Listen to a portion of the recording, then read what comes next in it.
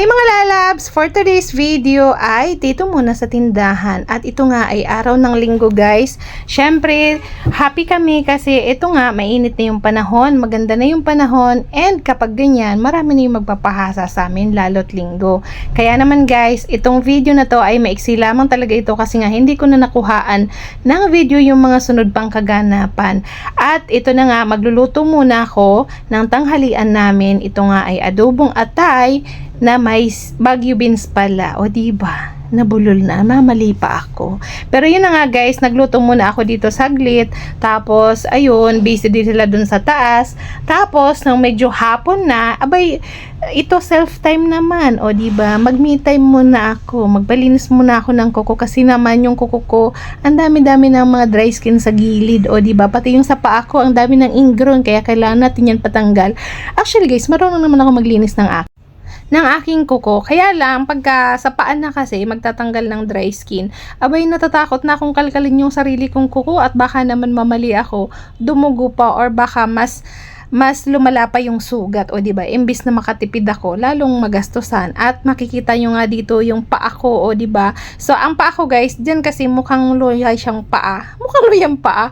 So ang paa ko po ay maliit lang na manipis pero napakahaba ng aking paa. At tingnan nyo naman yung kamay ko, puro kuko. So malalaki po talaga kasi yung kuko, pudpud po yan, pero ganyan kalaki at kahaba yung aking kuko kahit pudpud siya. So very light lang na nail polish yung pinalagay ko kasi nga 1 day lang yan or 2 days lang tapos mawawala na yan guys. And ayaw ko rin nagtatagal yung nail polish sa kuko ko kasi nga nasisira siya. O diba? Ganun din ba kayo?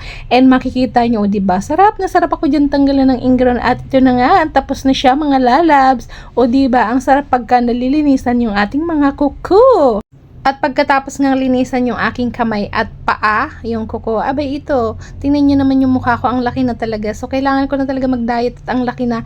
At ito nga, pagdating ko sa tindahan, tingnan nyo naman si Kidlat. Nagtatampo yan sa akin, hindi ako pinapansin kahit tinatawag ko yan. Kasi gusto niyang sumama, kaso nga may rules na kasi dyan sa salon na pinupuntahan ko na bawal na yung pets na dalhin sa loob. Kaya hindi ko siya sinama. Ayan, hindi ako pinapansin. O diba? Saltik yung batutang yan. Matampuhin. May ano rin yan guys, nag-attitude din yan si Kidlat, baka akala nyo lang ha, yung lab-lab nyong Kidlat may attitude din minsan, charis. Pero totoo guys ha, marunong din talaga si Kidlat magtampo, minsan pagka nagtatampo yan, ayun, hindi siya namamansin. At yun lang for today's video, super iksi lang nito kasi nga hindi ko nakuha ng video yung mga kaganapan ngayong araw na lahat, alam nyo na, busy ang person. So yun lang, don't forget to like, share, and follow, at syempre, i-heart nyo na din. I love you, bye!